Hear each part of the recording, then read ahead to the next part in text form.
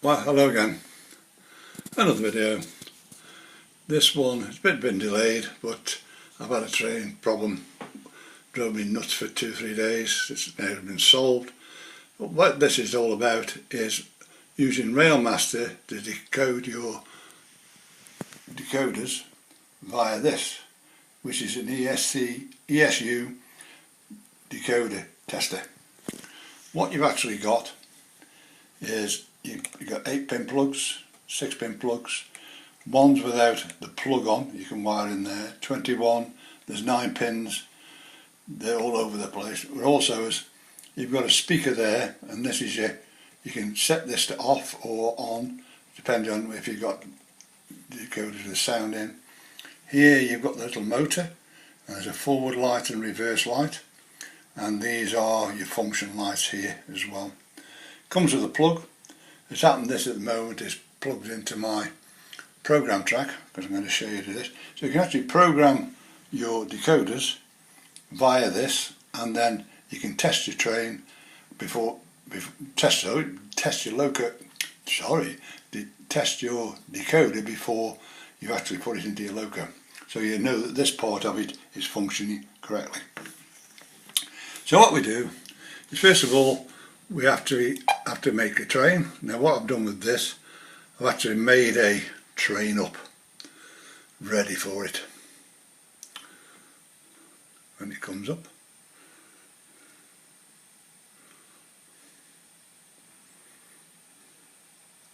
there we go. And the train I've made up is this one at the bottom, which is this, which doesn't exist on my railway, but there we are. It's just a demo. So first of all, you put in all your speeds. Sometimes they're already set in, but there is a way of doing that. I've shown you in other videos how to do that and get rid of this bit here.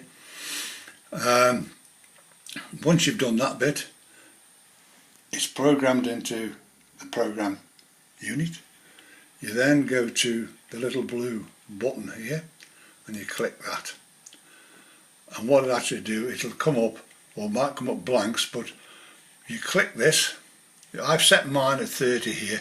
Normally when I do them, I set them at 255, let them run through all the functions to make sure everything's going through, and then I just set it back to 30 before I do this next bit, because it's easy to work off. You then change your primary address to whatever train it is, because normally they'll come as a default of 3, so change that. You can change your acceleration rates you want there, and then make sure that when you come down here to number 29, where are we? 29, there it is. This one here. Double click on it, double click again, and you'll get that. You've got to make sure that that one is in and nothing else down here is on. This one is set with a reverse action on. When you actually do this and it's running the wrong way, all you need to do is come back into here again, change that to forward, take that box out there, and it works. So that's done that. And also, is if you go up here, up to number 7, sometimes you get it won't read the decoder whose it is. If you click on this bit here on number 7 there, it brings you all the ones that are in Railmaster. So you can actually look through here and to see if that one you've got is in there. If not, then it doesn't make much difference, but at least you can actually put that in if need be. And that's how it works. So I'll just come out of there because I don't want that. You save it, which you've just done. You take that out of there now and go back to your main screen. We now, I can get it out, we now take the plug out, and I've got clips already on here, so all I do is clip these on here. So you could actually put this next off your track to test one any road, but I'm just doing this because I do it this way around. Well, and what you get is the 2 track lights on to show you got power. Now we've got the train, which is this one here. We'll just click it up here. We click the lights on, you can see that the forward light is on. if I click reverse, it goes to red. So that shows you the directional lights on your locos.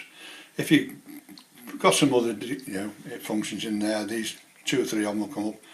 But also what happens is when we run the motor, which is this little one here, there's a little light there and there's one there.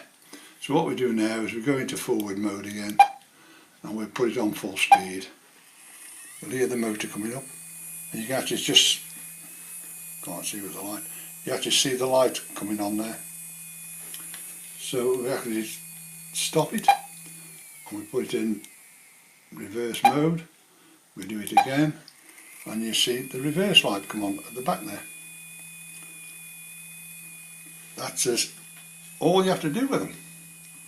So it's very quick on setting that up, and once you've set it all up you just take the decoder out here, unplug this, which we can do with this now, just we don't want it. That's it, that's off there, that's all it is. It's got a little box to go in, and then just take a decoder off here, plug it in your train and it should work perfect, no problems at all. Because sometimes when you put them on program tracks, if there's a bit of track dirt, they won't read properly like that. So at least you've read this and you know that your decoder is working. Just this morning my mate Fred sent me these, which are laser cut boxes. Well, they come actually with LEDs which go through that little hole there, but of course I use these Train Tech ones, so this will just sit on here like this. Well, it'll be fitted on there. So I've done 2 of them. Take me about 10 minutes to do them. Quite easy to do. They're lovely little units. I suppose we get some more now for that. But as you can see, all the side is now just full of trains. So what we do, I'll just show you this one here. This one here, of course, is my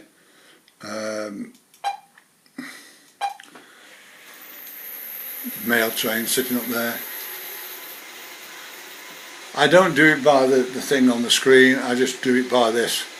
It's a lot easier because sometimes the delay, look at this, look at the delay on that one, so it sometimes can miss the point. But if you do it this way around, which is doing it by this, and then when you hold it ready for stop, and when it gets to the dwell, which is like that, you just stop it.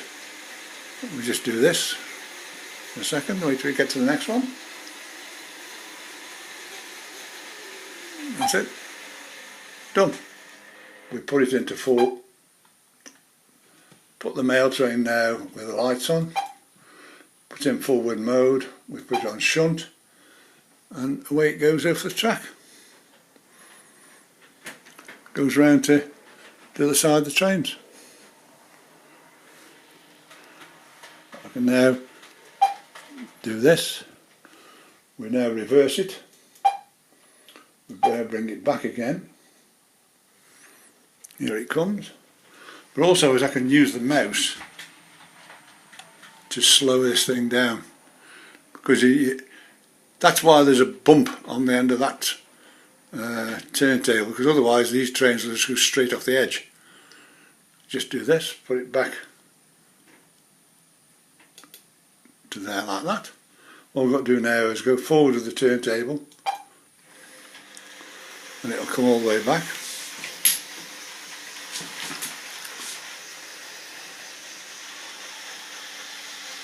And we bring it down to down the sidings here. As you know, I've got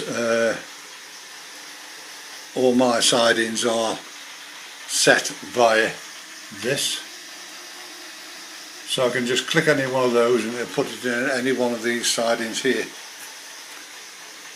Saves me. I do it by voice mainly, but the trouble is while I'm talking like this it disturbs it, so you know, it's on dwell. So we can stop it now, put the train into forward motion. We now go shunt. It should now come off. Here it comes, and it's coming now into the sidings, back to its home.